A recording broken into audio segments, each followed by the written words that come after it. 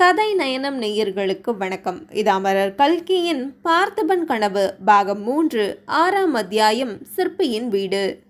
அடர்ந்த காட்டுக்குள்ள ஒரு குறுகிய வழி காணப்பட்டது. பட்ட பகல்லே அந்த வழி ரொம்ப இருள் சூழ்ந்து இருக்கும். நடுநிசையில் கேட்கவா வேணும்? அப்படிப்பட்ட இருளில் முன்பின் தெரியாத யாரோ ஒருத்தரை பின்தொடர்ந்து காட்டு வழியாக போகிறத நினச்சி விக்ரமனுடைய மனசு திக்கு திக்குன்னு அடிச்சுக்குச்சு. இன்னும் எவ்வளவு தூரம்தான் இப்படியே போகணுமோ அப்படின்னு விக்ரமன் நினச்ச போது தான் சட்டன்னு இருள் விலகி எதிரில் ஒரு கட்டிடம் இருக்கிறது தெரிஞ்சுது. நான் சொன்ன இடத்துக்கு நம்ம வந்துட்டோம். இந்த வீட்லேயே இரவை கழிச்சுட்டு நீங்கள் காலையில் கிளம்பலாம் அப்படின்னு ஒற்றர் தலைவர் சொன்னார். ஆனால் இது யாரோட வீடு? இப்படி ஒரு அடர்ந்த காட்டுக்கு நடுவில் யார் வீடு கட்டி வாழ்கிறது? இந்த வீட்டை கட்டியவர் இப்போ இங்கே இல்லை. அவர் இருந்தபோது இங்கே இவ்வளோ அடர்ந்த காடும் இல்லை. அது ஒரு பெரிய கதை. இன்னைக்கு ராத்திரி உனக்கு தூக்கம் வரலன்னா அதை நான் சொல்கிறேன். அந்த வீட்டை பார்த்ததும் விக்ரமன் அது ஒரு சாதாரண வீடு இல்லை அப்படின்னு நினச்சான். சித்திர மண்டபமோ இல்லைன்னா சிற்ப கோயிலாக இருக்கும் அப்படின்னு அவன் யோசிக்க ஆரம்பித்தான்.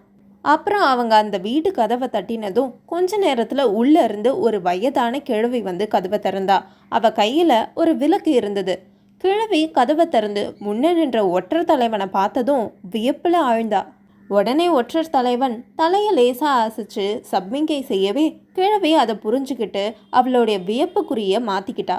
வாங்க ஐயா அப்படின்னு சொல்லி கிழவி அவங்க 2 பேரையும் உள்ளே கூட்டிகிட்டு போய் உட்கார வச்சா. சுவத்து மாடத்தில் விளக்கு எரிஞ்சிட்டு இருந்தது. அதோட வெளிச்சத்தில் விக்ரமன் சுற்றி முற்றி பார்த்தான். அது நிச்சயமாக வீடு இல்லை, சிற்ப மண்டபம் தான் அப்படின்னு அவனுக்கு தோணுச்சு. எங்கே பார்த்தாலும் அற்புதமான சிற்பங்களும் ஓவியங்களும் இருந்துச்சு. சுவற்றில் பல வண்ணங்கள் கொண்டு தீட்டப்பட்ட ஓவியங்கள் வரைஞ்சு பல வருஷங்கள் ஆயிருந்தாலும் அதோட உயிர் இன்னும் குறையலை. சிலைகளிலும் சித்திரங்களிலும் முக்கியமாக ஒரு பெண்ணோட உருவம் தான் அதிகமாக காணப்பட்டுச்சு. அந்த உருவத்தில் தெய்வீக சௌந்தரிய கலைகள் இருந்தது. நாட்டிய கலைகளுக்குரிய பல பாவங்கள் அந்த பெண்ணோடைய உருவத்தில் சிலைகளாக வடிக்கப்பட்டிருந்தது. அதோட அழகையும் கலைத்திறனையும் கண்டு விக்ரமன் பிரமிச்சு போயிருந்தான். உறையூர் சித்திர மண்டபமோ இல்லை மாமல்லபுர கலை திருவிழாவில் அவன் பார்த்ததோ அது எதுவுமே இந்த சிலைகளுக்கிட்ட நெருங்க முடியாது. இதையெல்லாம் அமைச்ச அந்த மகா சிற்பி யாரு அப்படின்னு தெரிஞ்சுக்கிறதுக்கு அவனுக்கு ரொம்ப ஆர்வமாக இருந்தது. உடனே ஒற்றர் தலைவர்கிட்ட, ஐயா இதெல்லாம் என்ன ஆச்சரியமான சிற்பங்கள், இதெல்லாம் அமைச்ச அந்த மகா சிற்பி யாரு? நான் தான் சொன்னேனே அது பெரிய கதைன்னு. மிச்சம் இருக்கிற ராத்திரியே உனக்கு தூங்காமல் கழிக்க இஷ்டம் இருந்தால் சொல்லு, நான் சொல்கிறேன். எனக்கு பசி பிராணம் போகுது. இதோ பாட்டி பொரிமாவும் வெள்ளமும் கொண்டு வந்தா, முதல்ல சாப்பிடுவோம் அப்படின்னு சொன்னார் ஒற்றர் தலைவன். 2 பேரும் சாப்பிட்டுட்டு இருக்கும் பொழுது விக்ரமன், உங்களோட பேர் என்னன்னு சொல்லலையே அப்படின்னு கேட்டான். என் பேர் வீரசேனன். உம்முடைய பெயர்? என் பெயர் தேவசேனன். ரொம்ப நல்லது, நம்ம 2 பேருக்கும் பெயர் ஒற்றுமை இருக்கு. சரி, உறையூருக்கு இவ்வளோ அவசரமாக நீங்கள் எதுக்காக போகிறீங்க? ரத்ன வியாபாரம் செய்யறதா இருந்தால் காஞ்சியில் தானே முதல்ல செஞ்சுருக்கணும் அப்படின்னு கேட்டார். இவ்வளோ நேரம் ஒற்றர் தலைவர் மேலே நன்றி விசுவாசம் இருந்த விக்ரமன் இப்போ லேசாக அவர் மேலே சந்தேகம் வந்தது.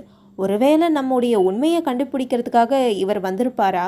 எதுக்கும் கொஞ்சம் ஜாக்கிரதையாகவே இருக்கணும் அப்படின்னு நினச்சிக்கிட்டான். என்னுடைய தாயார் உறையூரில் இருக்கா, அவளை பார்க்கறதுக்காக தான் இவ்வளோ சீக்கிரமாக போக நினச்சேன். இதென்ன, நீ செண்பகத்தீவன் தானே சொன்ன? என்னுடைய சொந்த ஊர் உறையூர் தான். சில வருஷத்துக்கு முன்னாடி பொருள் தேடுறதுக்காக செண்பகத்தீவுக்கு வந்தேன். உறையூர் பல்லவ ராஜ்யத்தோடு சேர்ந்த பிறகு அதோடைய பழைய செழிப்பு எல்லாம் போயிடுச்சு.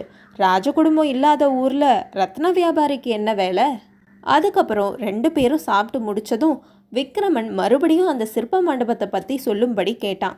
ஐயா தேவசேனரே, உனக்கு மரணத்து மேலே நம்பிக்கை உண்டா அப்படின்னு ஒற்றர் தலைவர் கேட்டதும் விக்ரமனுக்கு ஒன்றுமே புரியலை. ஆனால் எனக்கெனவோ மரணம் என்பதே போய் அப்படின்னு தான் தோன்றும். இந்த வீட்டில் 30 வருஷத்துக்கு முன்னாடி ஆயன சிற்பியும் அவருடைய மகள் சிவகாமியும் தான் வாழ்ந்து வந்தாங்க. இந்த வீட்டு பக்கம் வந்தாலே ஜல் ஜல்லுன்னு சலங்கு சத்தமும் கல் ஒடிக்கிற உளியோட சத்தமும் தான் மாறி மாறி கேட்கும். சிவகாமி அற்புதமாக நடனம் ஆடுவா. அவளுடைய நடன தோற்றத்தை பார்த்து ஆயன சிற்பி சித்திரம் எழுதுவார், சிலை அமைப்பார். ஓஹோ, இந்த தெய்வீக சிலைகளில் இருக்க பெண் சிவகாமி தானா? ஆமாம், அப்போ நான் அடிக்கடி இங்கே வருவதுண்டு. மகேந்திர சக்கரவர்த்தி காலம் அது. அவருடைய புதல்வருக்கு கிட்டத்தட்ட உன்னோடைய வயசு தான் இருக்கும். அவர் கூட சேர்ந்து நானும் இங்கே வருவேன். தூரத்தில் வரும்பொழுதே இந்த வீட்டுக்குள்ளே இருந்து சலங்க சத்தம் கேட்டுக்கிட்டே இருக்கும். ஆயனரும் சிவகாமியும் இப்போ இங்கே இல்லை அப்படிங்கிறத என்னால் நம்பவே முடியலை. அவங்க இன்னும் இங்கே தான் இருக்காங்க அப்படின்னு தான் நான் நினச்சிட்ருக்கேன். இப்போ ஒத்து கேட்டால் கூட சலங்கை சத்தமும் உளி சத்தமும் இங்கே கேட்டுக்கிட்டே இருக்க மாதிரி தான் இருக்குது. விக்ரமனுடைய ஆவல் அதிகமாயிட்டே போச்சு. ஆயனரையும் சிவகாமியும் பற்றி இன்னும் விவரமாக தெரிஞ்சுக்கணும் அப்படின்னு அவன் கேட்டான். ஒற்றர் தலைவரும் அதை பற்றி விளக்கமாக சொன்னார். ஆயனருடைய அபூர்வ சிற்ப திறமையை பற்றியும் அவருடைய பொண்ணுடைய அபூர்வமான சௌந்தரியமுடைய நாட்டிய கலையை பற்றியும் சொன்னார். நரசிம்ம சக்கரவர்த்தி இளவரசராக இருந்த காலத்தில் அவருக்கும் சிவகாமிக்கும் ஏற்பட்ட தெய்வீக காதல் பற்றியும் லேசாக சொன்னார்.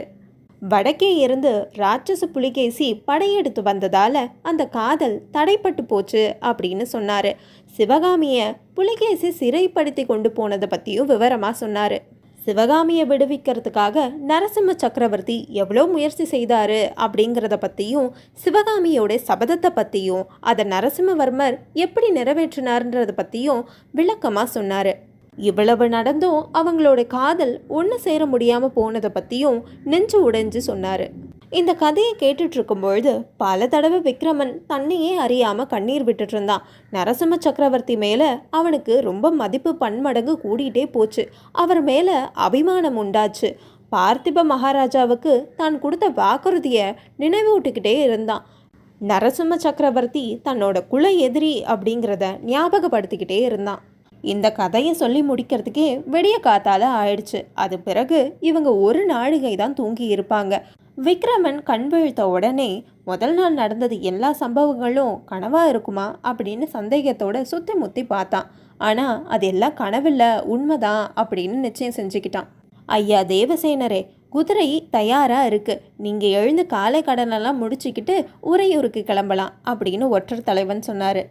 அவர் சொன்ன மாதிரியே விக்ரமன் தயாராகி கிழவி கொடுத்த எளிய உணவுகளை சாப்பிட்டுட்டு வீரசேனர்கிட்ட விடை பெற்று கிளம்பினான். அப்போ அவன், ஐயா, உங்களுக்கு நான் எவ்வளவோ கடமைப்பட்டிருக்கேன். என் உயிரை காப்பாற்றி இருக்கீங்க. ஆனால் அதுக்கு பிரதி உபகாரமாக என்னால் ஒன்றும் செய்ய முடியாது. ஆனால் இந்த குதிரையை இலவசமாக வாங்கிக்கிறதுக்கு எனக்கு விருப்பம் இல்லை. இந்த குதிரைக்கு ஈடாக இந்த ரத்னங்களை வாங்கிக்கோங்க அப்படின்னு ஒரு கை நிறைய ரத்னங்களை அள்ளி கொடுத்தான். நீங்கள் சொல்கிறது தவறு. என் அருமையான குதிரையை உங்களுக்கு நான் தானம் செய்யலை, இரவலாக தான் கொடுத்துருக்கேன். உறையூரில் உங்களோட காரியம் எல்லாம் முடிஞ்சதும் இதே இடத்துல வந்து திருப்பி என்னோட குதிரையை ஒப்புவிக்கணும் அப்படின்னு ஒற்றர் தலைவர் சொன்னார். அப்படியே செய்கிறேன் ஐயா. ஆனாலும் என்னுடைய நன்றிக்கு அறிகுறியாக இந்த ரத்னங்களை நீங்கள் வாங்கிக்கணும். வீரசேனன் அதுக்கு இணங்கி ரத்னங்களை வாங்கிக்கிட்டாரு. விக்ரமனும் அவருக்கு விடை கொடுத்து குதிரை மேலே ஏறி அங்கேருந்து புறப்பட்டான்.